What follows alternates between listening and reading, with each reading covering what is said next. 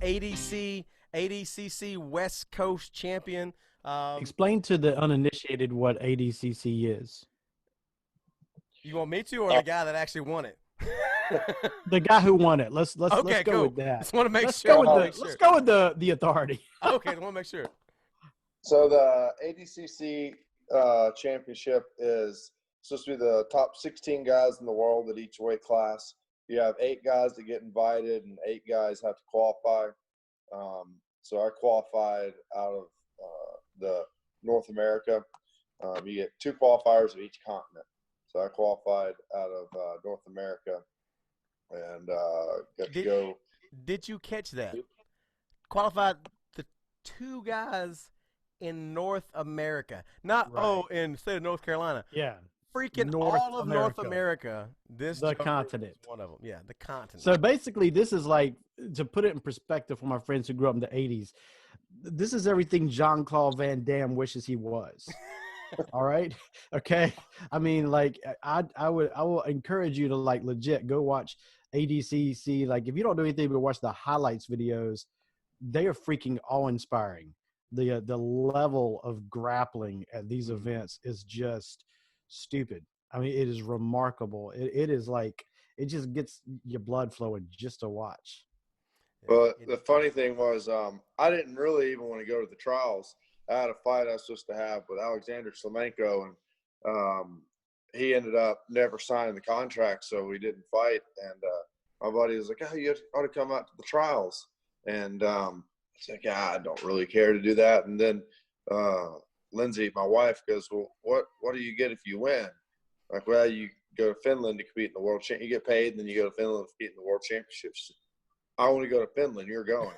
And, another example of how we should listen to our wives, right? She starts talking to my mom, and my mom was like, "Oh man, Finland, that's gonna be so awesome." I was like, "Well, you guys do realize there's 2 world champions in my weight class that I've got to beat to go."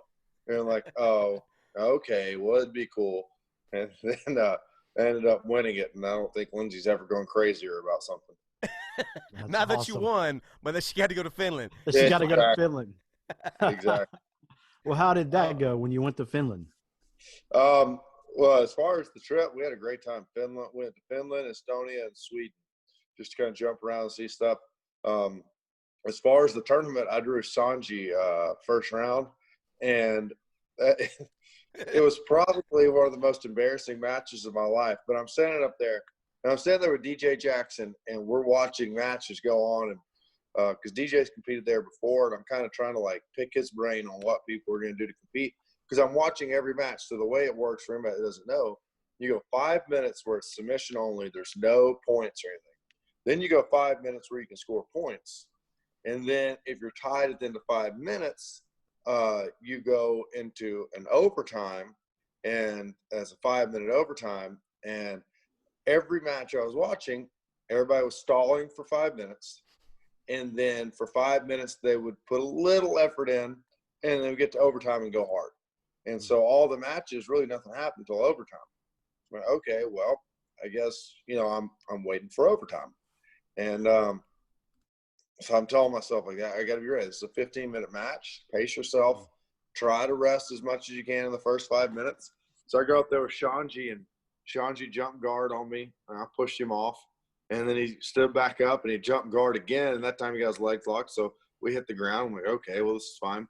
And then he tried to hip bump sweep, and I was thinking, okay, don't get hit for stalling. So every time he would try to hip bump sweep me, and when he would go back down, I would act like I was trying to break his guard. And I was even, like, making the face like I was really trying, like, okay.